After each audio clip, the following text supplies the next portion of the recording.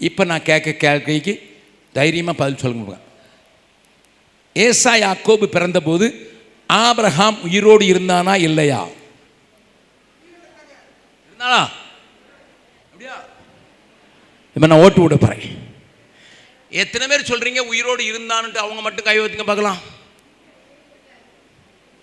கொஞ்சம் கை தான் போயிருக்கு, 10 கை கூட போகல, கீழே போடுறேன். உயிரோடு இல்லைன்னு சொல்கிறவங்க கை வைத்துங்க பார்க்கலாம்.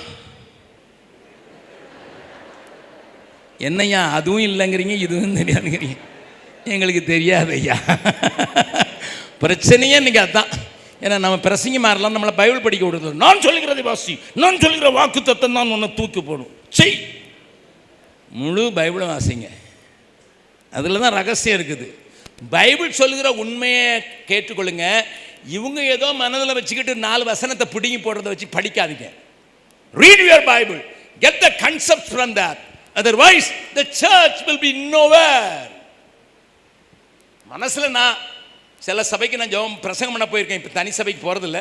சில சபைக்கு பாஸ்டர் சொல்லுகிறார், சபையில் 2 பேர், அந்த ஒருத்தர் மீசை வச்சுருக்காங்களா, இன்னொருத்தர் மீசை இல்லாமல் இருக்கார். 2 பேரும் பயங்கர முள் போட்டு அடிச்சிருங்க. அன்னைக்கு நான் அவரை திருப்திப்படுத்துறதுக்காக மீசை வைத்திருக்கவனே அப்படின்னு நான் பேசுவேன். ஏன்னா அவர் சொல்லிக்கிட்டு இருக்காரு, அதுக்கேற்றால 2 வசனத்தையும் சேர்த்துடுவேன் இல்லையா? Forget about it.